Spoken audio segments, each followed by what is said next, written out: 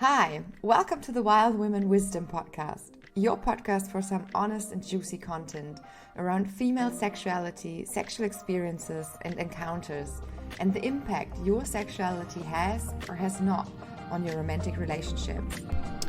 We are Jess and Jem. We will be your hosts, and we're delighted to have you listen in. We hope you enjoy today's show.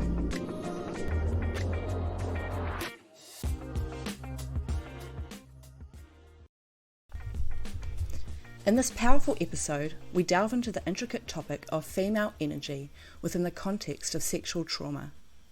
Jess, who is a certified coach for change management, specialising in female sexual liberation, a couple and sexual therapist in training, and herself a sexual trauma survivor, shed light on the profound impact of sexual trauma on women's sense of self-worth and their connection with their own feminine essence. Welcome to our listeners, and again to Jess. Hi Jess, I know this is going to be a particularly difficult episode for you, so I really appreciate your willingness to talk about this, and I'm sure our listeners do as well. Yeah, hi Jem. Hey. Thank you for, I'm actually really nervous right now, so I'm kind of like, kind of feel just about thinking about this episode, like can feel like my stomach is tightening literally, and I'm feeling like the stress. So we will see how this goes, and if I actually can really delve into it, because it might be interesting to know for my listeners as well that although I'm a trauma survivor and experienced sexual trauma in multiple occasions, I have not been talking about it for a long time. So I have, maybe a year and a half ago, just started therapy and actually acknowledging to myself that things happened to me. And before that, I always was pushing them away and decompartmentalizing and just like locking them up, leaving the country, going abroad, because that's part of why I actually left, I guess, as well, for so many years. Let's see how we go. Well, again, appreciate you willing to speak openly about this, because I feel it's really important to give a voice to this kind of stuff, especially for other women who might be struggling as well. So if you're okay with it, do you want to talk a little bit about what you've been through and how you got through it? So how I got through it. So I don't know if I got really through it in the sense of like that I have like worked it through. Like I have lived with it for a long time, and I could live with it very, very well, because I just put it somewhere where it didn't really touch me, or I didn't think of it. But it has like very subtle impacted my relationships choices, right? My sexual behavior, definitely. It has impacted my self-worth a lot in regards to other people or relationships, or how I perceive myself in a relationship, how I give myself in a relationship, or how I behave in relationships as well. So what was the question again? Just for you to if comfortable talking a bit about what you've been through. And exactly. So what I've been through is basically that I got raped a few times. So, and I've also been through a very violent relationship, like 6 years. So, and I was very abused in this relationship, like physically, mentally, and emotionally. So at the end of this relationship, this was for me literally the beginning of the end, I always call it, because I was left so, not physically broken, but emotionally and spiritually broken. So my soul was so broken that more bad things happened than within the years after that relationship. So and I attracted more toxic relationships, which were not necessarily physically violent, but emotionally very violent, and psychologically, like spiritually, very, very abusive as well. So just to feed that need, because I was so used to like experience this violence and this abuse, and this was my understanding of what love really looked like for me at that time, right? And so my body was so conditioned to like have these super super dramas, like in order to feel love, which is totally bananas, right? But I needed that, like I needed that dopamine and that serotonin, like which comes with these like very high states of drama, and then it ebbs and flows and stuff like that. So yeah, so in that time, well, I got victim to um uh three other, like in my relationship I was raped a few times as well by my partner, which I didn't consider rape at that time, but it obviously was, right? And then I was once in a club, got handed KO drops, and was like literally kidnapped out of the club, and while my friends were still there. So, and I just have like I cannot really recollect what happened, because obviously I wasn't conscious. The only thing I was then, I woke up, I was coming to my senses on a street, and they're sitting not wearing my top anymore, having a white shirt on. I was wearing a red top, that's what I know, and was totally confused somewhere. Someone left me just there out in the street, so, and I could just, yeah, I had no recollection or whatsoever. I have just like really flashbacks, like little ones. They're coming to me now back because I'm doing EMDR, like in my therapy session. So more of these like very hidden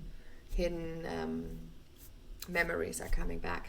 And then there were episodes of like two men who just handed me around as well once. Like they got me with them to their house to like let's say like they wanted to have like a get together or something like that, and then they actually started raping me. And there was another occasion on a similar basis, like these kind of things. Right. Yeah, it's just like for me, and maybe someone else can has the same. So my body responds very heavily, like I get somatic responses from my body, like so I get very like nauseous and sick. So my body relives quite often these experiences. So in terms of like the anxiety comes up, or the helplessness, like the overwhelm and everything. So but I also notice that the more I talk about it and the more I actually bring it up in the open, the more compassion I can feel for myself, because this is a big part for me. So all these years, all I felt was like shame and guilt, and you know, my inner critic, the voice inside of me, the very critical voice, always said, well, it was your fault because you were the way that you were. So, and to maybe make sense of that for our listeners, it's like I had a very, very wild teenage years. So I took a lot of drugs, I partied a lot, I was like a very, very wild horse. And so for that I always like blamed myself as well. And then I said like, okay, well, it's just what happens to people or to women when they live a lifestyle like that, you know. So, and then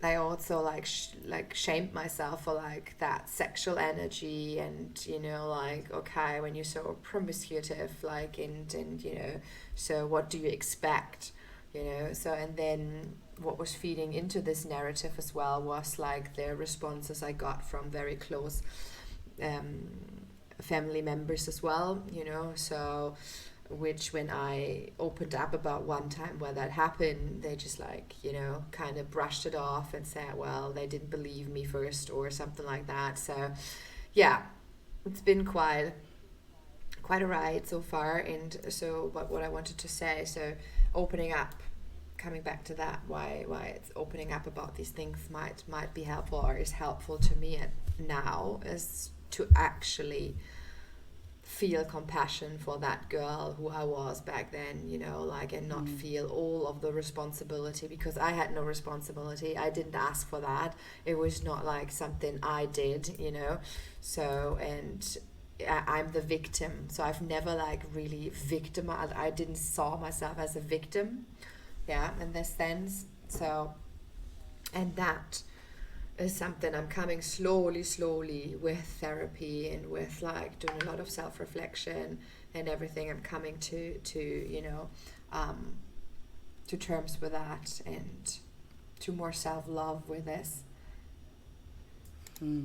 You're a very admirable woman, Jess, because honestly, like, a lot of people wouldn't be able to push through this. I feel like I haven't been through this myself, but the thought of it, how you can actually, you know, obviously you went through your negative narrative stage and you're still dealing with it, but the fact is that you're here, and, you know, you're an amazing woman. You do so many things, and you want to educate people and help them, you know, instead of being all victimized and scared to speak up. You know, you're a very, very brave woman, and I definitely admire that 100% about you, and so glad that you're in my life, because I love powerful women. Thank you. It's all right. I mean that genuinely. Like, you know, I really appreciate you being vulnerable and open here. And just going back to, you know, that slut shaming and victim blaming, and that if women have any kind of sexual energy, well, of course they're going to be raped. Like, you know, it's their fault. And I still hear that now. I have male friends that talk about the way young girls dress these days, and the rest of it, and it's disgusting. Why as a society are we still talking like this, you know? So big kudos to you, Jess, and anyone else that might be listening and dealing with something quite similar. My question is how did you get yourself, like, from thinking that, obviously, you know, like you've said, you've mentioned like therapy and all the rest of it, but were there tidbits that, you know, like stuck with you or became like a little mantra, or, yeah, what was the first step in, I guess, moving forward? The first step, or how it actually happened, that I actually ever, like, the first started thinking of it or seeing myself as a victim, or that is something that happened to me, was that Me Too movement. So that is the very first time I ever felt like something in myself and said like, okay, so this happened to me too. But there was so much shame to acknowledge. Like, I was like, I remember I wanted to post something on this as well when it became this movement, and I didn't, because I still told myself, no, you're not one of those girls. Yeah, it didn't, you know, you're just like kind of making this up, or I don't know. I told myself all these kind of weird bullshit stuff to like protect myself from actually admitting, because, you know, we're trying to you know, sometimes it's good that we do that in order to survive, right?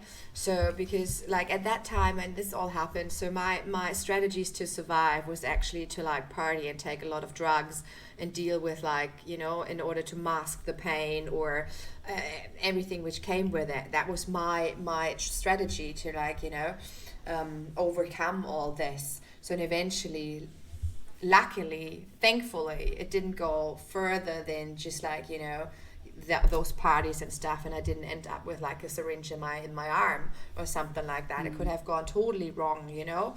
So for that, I'm very grateful. But that Me Too movement was the very first time, and then I was like, I did like a Toastmasters thing. I don't know if people know. So Toastmasters is for public speaking. It's an international community where you can go and take part in their events and workshops and stuff like that. So, and in that realm, so I was writing a piece like to present as a speech, like as a practice speech, and this speech was a little bit about my life, like, but in a very, very funny way, you know, like I've written it in a very funny way and in a very like shallow way. So I didn't go into any death or anything. There was nothing about rape or anything like that. But the tutor, the mentor I had back then, he came afterwards to me and he said, look, I can sense there's so much more. Do you not want to just like write down your story and maybe present it to like voices of hope? And that put me on like a trajectory of the very first time, like literally like writing out and going into that. And that took me nearly 2 weeks to do that, because like I had to stop and start, because I got so sick and I got so like every single time I went into one of these like memories, which I hadn't done for like 15 years, like I just literally put them somewhere aside and never thought of it, right? I ran away to the other side of the world from Germany to New Zealand, right? So that's why I lived there a long time. So and when you look at this psychologically, so even I changed my language, so there's not so much connection. So when I came, so I just gonna go on a side tantrum here for a second to like make sense of all that. But so when I went back to Germany, it hit me so hard, my trauma, because it all happened here in Germany and within the German language. And my psychologist, he told me, so this is normal for you because you're now starting to speak more German again. So and all this happens there's a connection as well. So anyway. So yeah, so I didn't do that. So I was packed up in New Zealand, right? I hadn't thought about it. And that's when I did that very first speech. That was a 20-minute speech where I went into like some of the things which happened. And then I started going into that, but not really working through it. So it took me another year and a half when I came then eventually to Germany,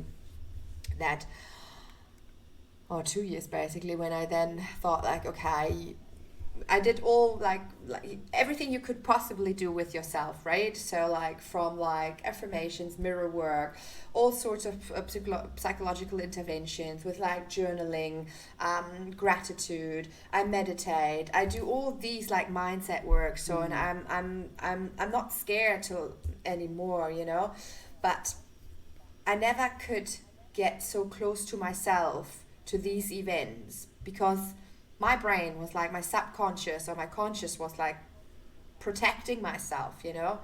But every now and then I noticed like some pictures popping up or something. So that's when it's just like affecting, I really noticed like the link, the triggers where it was affecting my day-to-day life or my relationship choices. The people, you know, I started more and more to realize where it actually had an impact, these events on my life.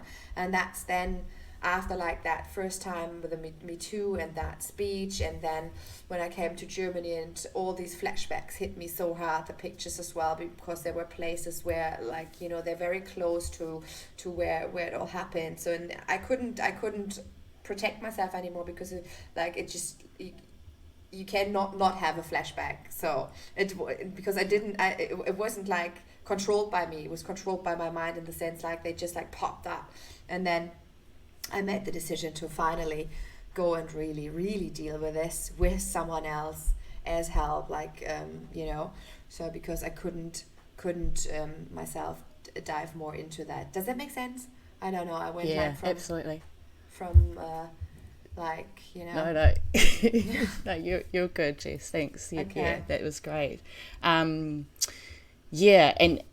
going deep and not avoiding it, because we don't have the tools that we need to deal with this kind of stuff. Like, we're not equipped with it. So going and talking to someone, you know, and what kind of therapy, or you mentioned before MDR therapy, but was there a specific type of therapy that actually helps more with this kind of trauma that you've come across, or is it just all of it?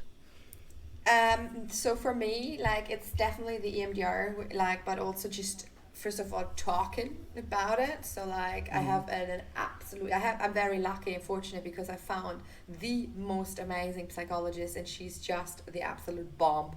And I love like nice. Literally, like, it's been like a freaking like a blanket, like a, you know, and like it's been so good working with her.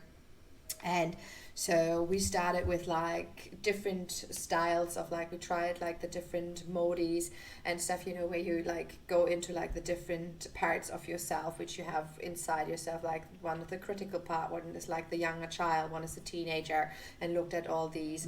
And then we started EMDR, and for me as well, it's somatic therapy a lot, where you work with your body, you make body scans, movement therapy. So this is where I personally, because I'm like I have a very, very high, like I have very high walls around my emotions, right, or myself. So for me to tap into these wounded parts inside of me, I need to be in movement. So I need to move, I need to dance, like, and you know, you do like with somatic work, you do like certain movements with your body which maybe like hold a lot of shame, or you know, get you to like the edge of things. So that really helped me a lot. And so the combination of these two therapy styles like working wonders for me to like really get down like to these wounded parts and see them, and you know,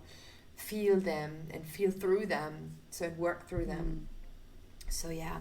What is EMDR? Sorry if EMDR, I'm a bit ignorant. Yeah. No, that's all good. EMDR is like a wing wave method.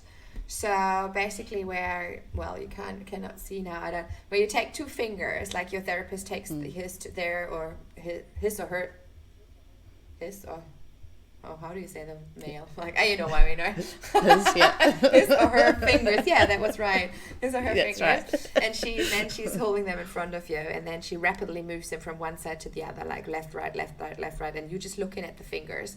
So, and what it does, it connects your left and right brains, the sections with each other, and different neural pathways just wiring with each other again. So you're going really deep into like what you maybe have in your subconscious. So you're just like, there's a lot of like weird things coming up, and pictures and feelings, and it's crazy. It's like, if you're open to these kind of things, that's like, I think another thing, you need to be open to these kind of things to really you know, reap the benefit. Yeah, but for me it works wonders. Like, I got really to tap into, like, I could see that little girl, that teenage girl who just desperately wanted to be loved, you know, in a normal sense of way, and who I could see her to being shocked about the events right when they happened as well, you know, being unable. So I felt in like a freeze state. So for that I always like blamed myself as well, because the woman I'm today is like, if someone would do that to me today, fuck that, right? Seriously, like, they would not survive. Like, they would not survive. Like, but I think because of these events, I became this person I am today. So I'm grateful, literally, like, I am. Part of me is very grateful for whatever happened to me, and that I navigated through it the way I did, you know, without succumbing to it. Because what my therapist also said when one of the very first session, and this is something that would help me a lot as well, she said, Frau Kugler, or Miss Kugler, you need to know, like, people who have experienced similar things like you, they not always survive.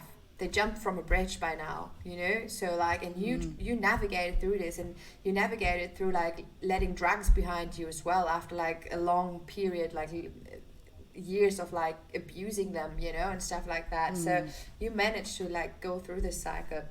So in that, really, like, these kind of, when no one said this before to me, and especially not myself, I always just looked at it, oh my god, like, you like an absolute failure, you like it's your fault, you know, like, and why did you not fight back, and why did you not scream, and why did you just like, you know, freeze in that moment, why did you not hit them in the balls and stuff. You always like talked so much, there's an expression, talked such a game or something like that, you know. And then when it actually would have mattered to be like that, I just couldn't, and I fell into that shock state. So, but I'm coming there to, like, you know, as I said before, to have that compassion, more, and to be okay with myself, with my sexual energy. I have been okay with my sexual energy for quite some time, to be honest, right? Despite working through this. So, and this is something I think is important as well. You can work through things, but still have a fully capable, normal life, Yeah. So, and you're also working through things by doing things, right? So you don't need to like wait years and years and years for yourself to heal certain trauma, certain episodes, to then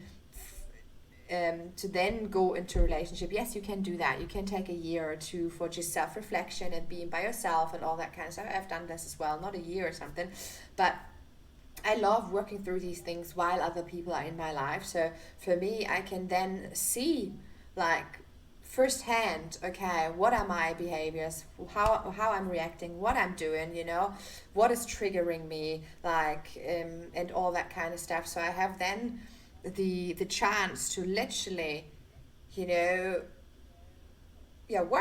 work with myself, not just like self-reflection, but because I'm getting all these like impulses from my life, from other people and stuff. Yeah. So how did this impact, I guess, your sexual energy, but your female energy, and what is that female energy as well, just for our listeners, because we've talked about it, but do you want to talk about that for a bit? Sure. So a female energy is like, it's a life force. Like female energy is like sexual energy in a sense as well, like, because both of them are life forces, right? So, and it's and when I say life force, it's because we are bringing life to this world, basically, right? So, and we are nurturing, and when we go into like what are female traits or female energy traits, then it's all about like creativity, nurturing, caring, so which is needed, in order to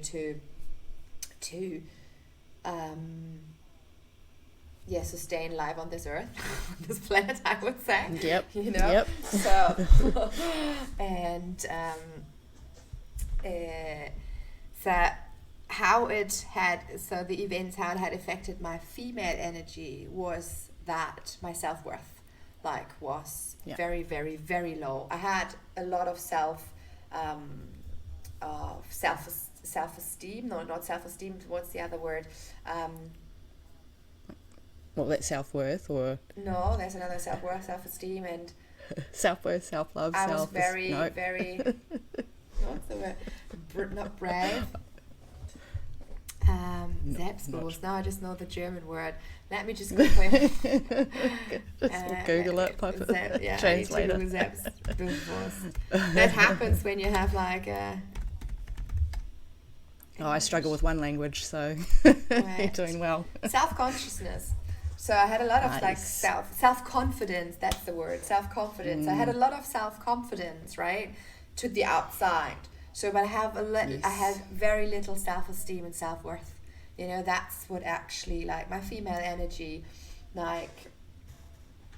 was, I don't know, it was always like, I think a bit torn. It wasn't really, it was like scattered, I would say. It was not aligned inside of me, right? I had a lot of energy. Yes, I had much energy, but because I wasn't aligned, and I couldn't really make sense of all of it, and I couldn't put the pieces back together, which were so broken. So that's why I could not really tap into my female energy, like as you can do when you like really, know yourself and are aware of like what's going on inside of you. So then you have it like as a force, as your magic potion, basically. So the same then went with my sexual energy, right, where like I was giving it away and like being so promiscuous, like and constantly being highly flirtatious. I'm still flirtatious all the time because that's just like one of my character traits, so that's who I am, but it was like, it was there, but I think I couldn't really like, I think the the word didn't even exist for me in my conscious, or I couldn't, I had no word for that energy which I was feeling at that time. So, it wasn't probably not. I wasn't thinking about it in that way. If that makes sense. I don't know. Did I actually answer your question right now? Yeah. No. Yeah. Absolutely. Do you feel these restrictions coming up? Because, like you said, you're a flirtatious person, and obviously going through something like that would, I guess, restrict you from being truly expressively you. So do you still find that you have moments where it does pull you back, or are you just at a point now where, this happened and I'm me, and like, how do you get yourself feeling safe again, I guess, is what I'm trying to get at after something like that? I needed to. So what helped me a lot was like to really becoming very clear on my boundaries. So, and I think that's what was the question before as well, right? So what made me like become very, very safe within my sexuality after all these experiences is that I became very clear, first of all, what kind of partners I want in my life, what they need to bring from their end to this relationship, or if they have a relationship. It doesn't have to be like it can be a casual relationship as well, right?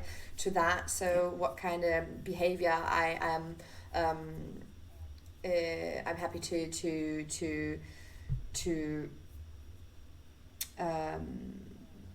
I'm missing all the words. Entertain. Right now. Entertain. Yeah. Entertain. Or I'm happy to have around, like what kind of people we're happy to have around myself, but then also be very clear on my boundaries, right? What is okay and what is not okay, where I'm happy to make compromises or not, all these kind of things. And as more clear I became on that, the more safer I felt within my own sexuality, so, but then there's still situations to this day, right, where I get triggered, where I just had this the other day, where I had a sexual experience where afterwards said to myself, well, no, why did you do that? I was actually angry, and I felt into one of like these old states where I didn't like communicate my wants, needs and desires openly and very honestly at that point. And I was like, and the next day I was like, Jess, this is so not you anymore. So it happens, right? It's like like no one is perfect, and it's like going 2 steps forward, like in 1 step back sometimes, but the difference right now is because I know my boundaries, I know what I want, I know exactly, how I want to live my sexual life, that I notice when I don't do it. So it kind of like, so I can reflect on it because I did so much work over the years, like in terms of reflection, and I started therapy and all that kind of stuff. So I now can see myself, when things happen which do not align with my values, with my boundaries and all that kind of stuff. So, and then the tricky part here is also for me, because I always blame myself, and I'm just like very hard on myself to actually not be so hard. So what I did is then, I actually went through all the stuff, reflected on that. I've written some stuff down, and I'm, made myself very clear, okay, this is not going to happen again. And I gave myself compassion, because like it's a work in progress. And then I went ahead and talked with that person as well and said, look, this and this and this, not with the blaming or something like that, just explaining, and just really explaining how I felt and what I don't want to happen again, just to like open the room as well for understanding, like that the other person can understand as well. And it turned out that the other person didn't like the interaction themselves either, so that there was exactly the same feeling, that it was kind of rushed, and we could have like actually not do it and all that kind of stuff. So so that was a very beautiful experience. It was very scary because obviously we have all the fear of rejection and opening up, being vulnerable, and letting someone in behind my massive high walls and giving him an insight of like my inside world and how I feel. is fucking scary, and it's like, especially for a trooper like who always want like me, who always wants to look as she has always everything under control and nothing can really touch her or hurt her. That is like a huge deal, but it's a deal which is so rewarding, which I noticed as well, and made me afterwards so proud of myself and made me feel so good and so in love, or loving for myself. I had so much love and compassion afterwards for myself, which is a beautiful reward. And when you do these things more often, you create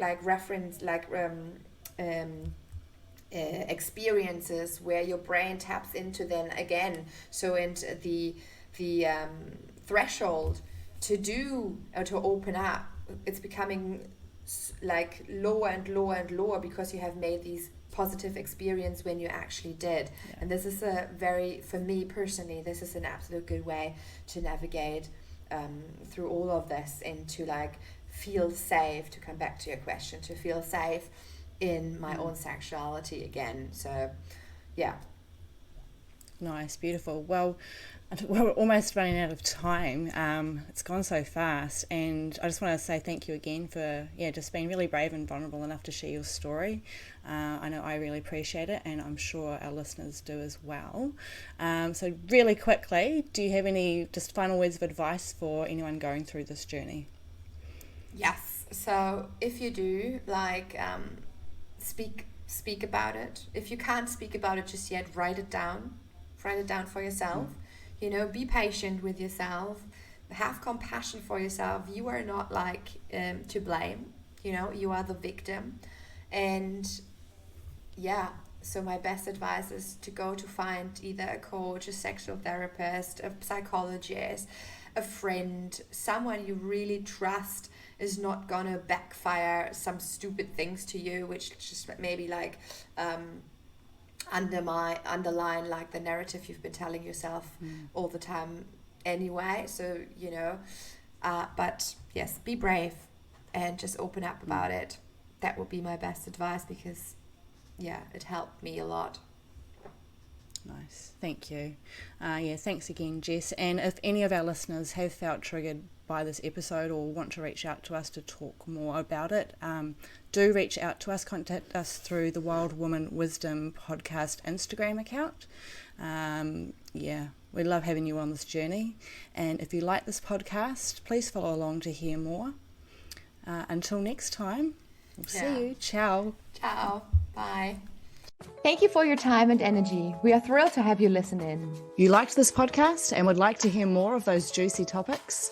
Then click the follow button and follow us on Instagram at the Wild Woman Wisdom _podcast. If you have any questions you would like us to answer, or you have a topic you would like us to discuss on our show, feel free to send us an email to info@thewildwomanwisdom.com.